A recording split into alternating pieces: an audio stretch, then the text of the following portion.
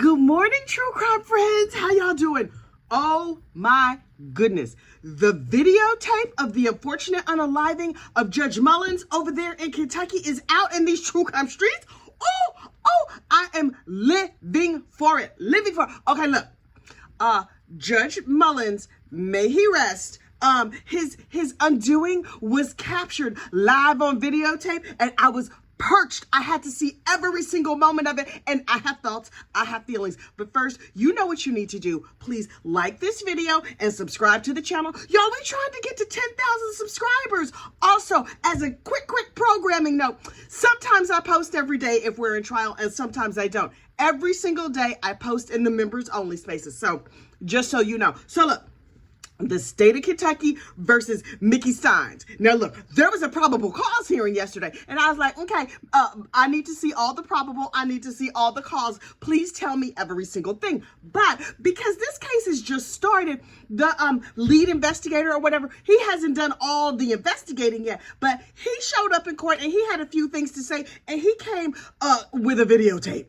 And I was like, please roll that beautiful bean footage. I want to see every single thing. Now, if you are of a delicate constitution, let me just let you know, I'm not going to describe in graphic detail what happened, but I'm about to give you all that good. So buckle your seatbelts, govern yourselves accordingly, whatever you need to do. Skip ahead 10 seconds if you don't want to hear about this unfortunate unalignment. So look, on the videotape, all you see is Judge Mickey Stines. Ooh, my throat is dry. Hang on.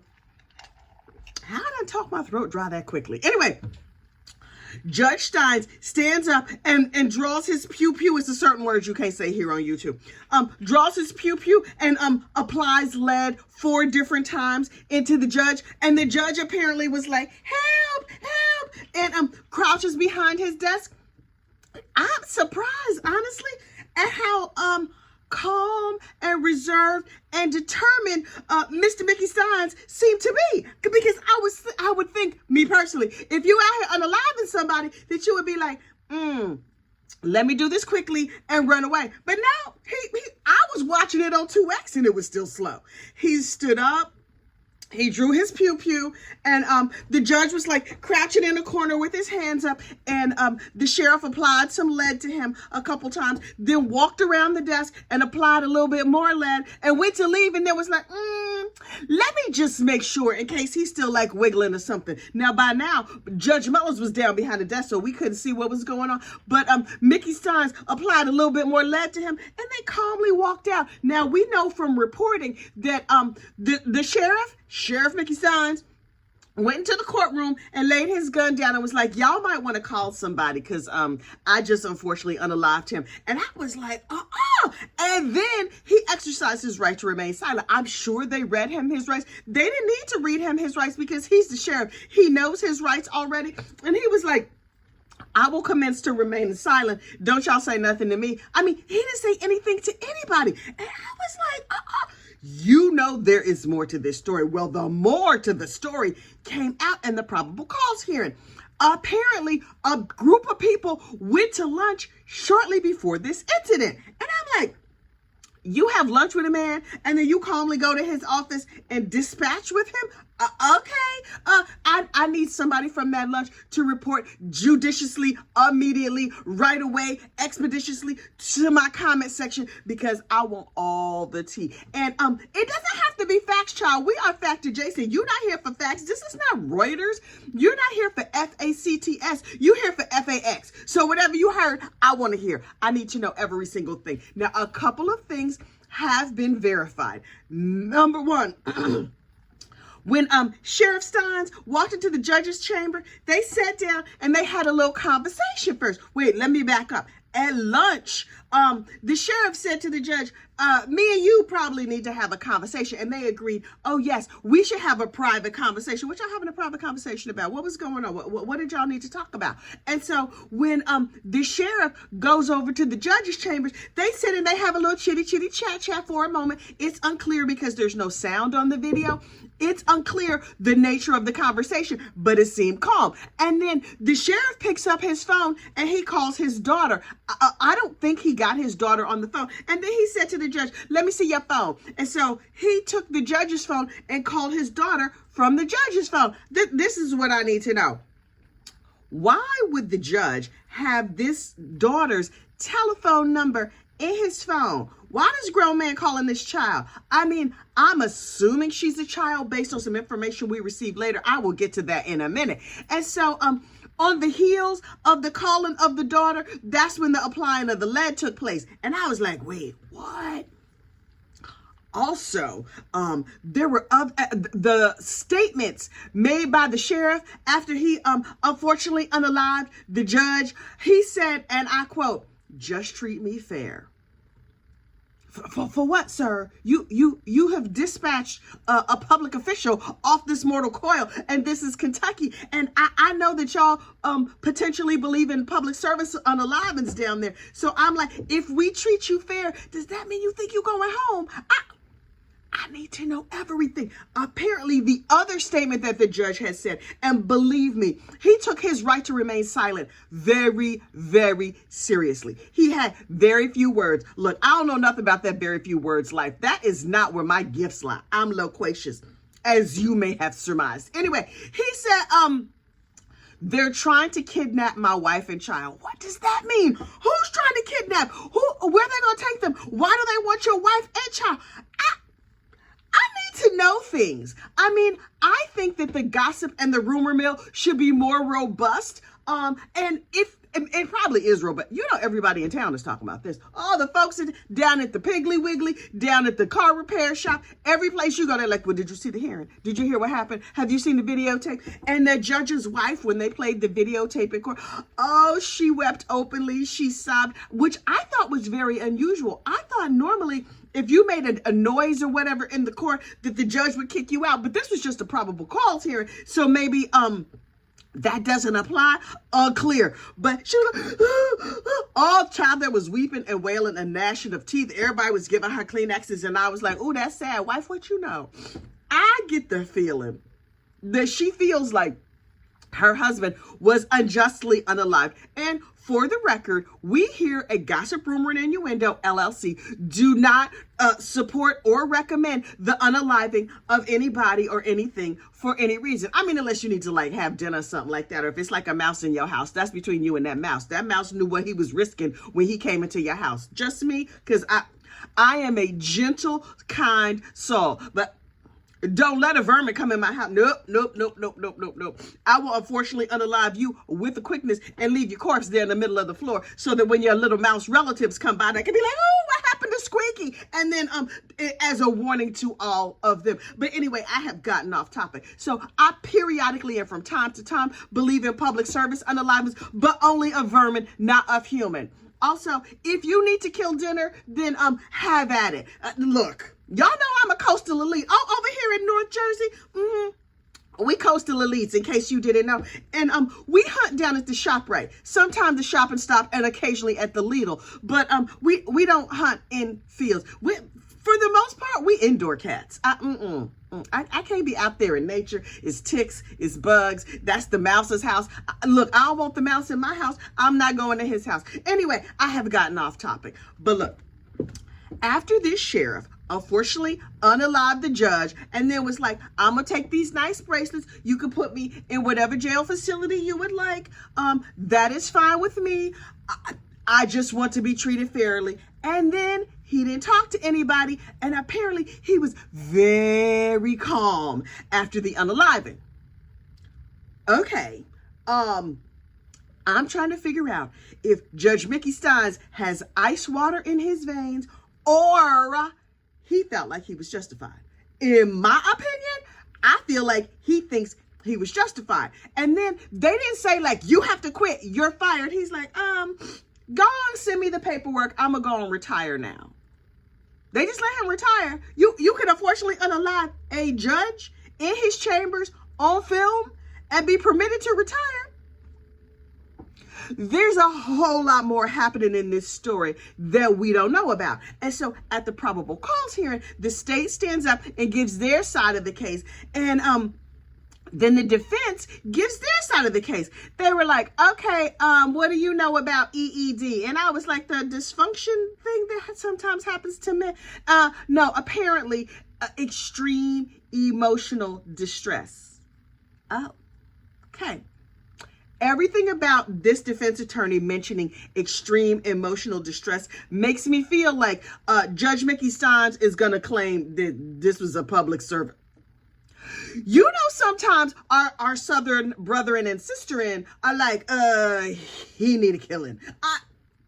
Look, that is not a phrase that I personally would use, but my BFF lived down in Louisiana for a hot minute. She was a military spouse, and she was like, oh, child, I am in shock. I heard this phrase at a cookout or a game or whatever. You know, they super into sports ball down there. She was like, I heard somebody mention somebody who had done something terrible to children, and they said, quote, he needed unaliving. And she was like, you ever heard that phrase before? I was like, you better be careful. Don't make none of them Southern people mad, because they just got guns recreationally. You saw them Murdochs. They got 100,000 guns just laying around the house.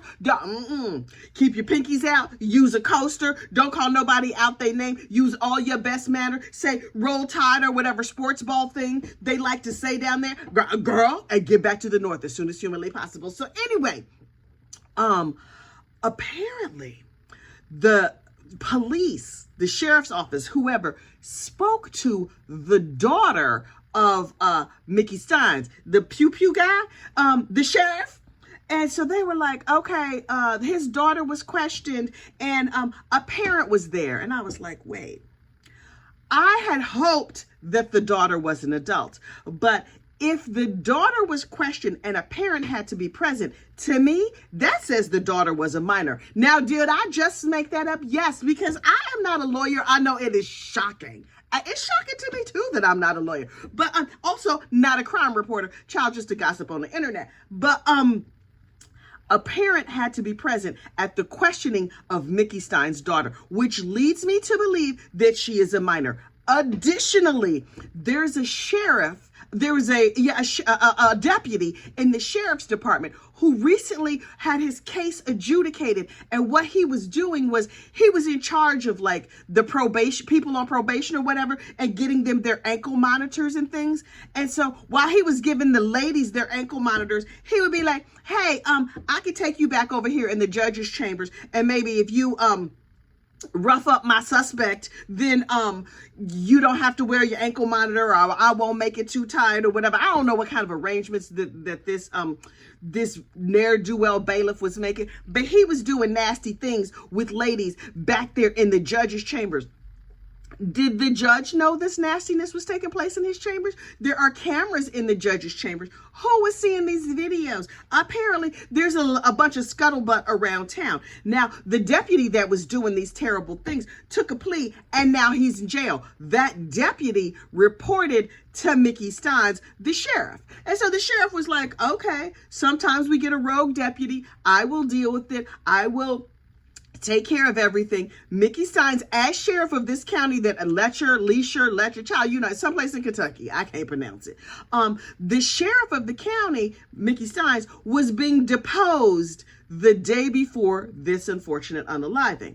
During that deposition about the bad deputy, he found out all kinds of extra information. That extra information caused him to need to have a conversation with Judge Mullins, and that conversation went poorly. I can't give you details about the way and the manner in which the conversation went poorly, but the fact that Judge Mullins has since slipped the surly bonds of this earth lets me know that conversation didn't go that good. Also, we have seen the videotape, and we know for sure that it didn't go that good.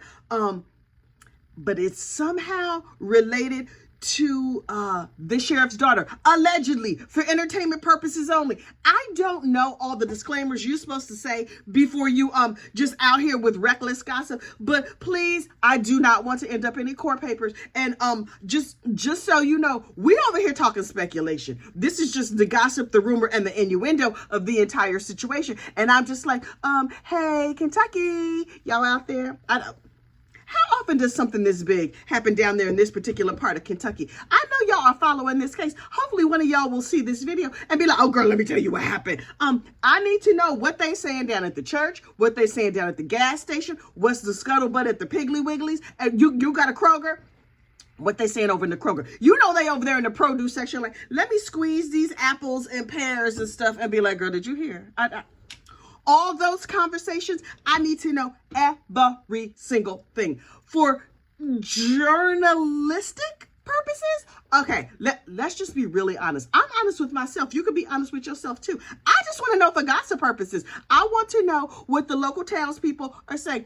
Local townspeople, please get in my comments. Look, as soon as there is more information, I should say that the judge was like, based on the video of the sheriff applying lead to the judge, I find that there is probable cause. And I was like, yeah, because we watched it. We have these very sensitive recording devices called our eyes, and we just watched the sheriff unfortunately unalive the judge and shuffle him off to the endless heaven buffet.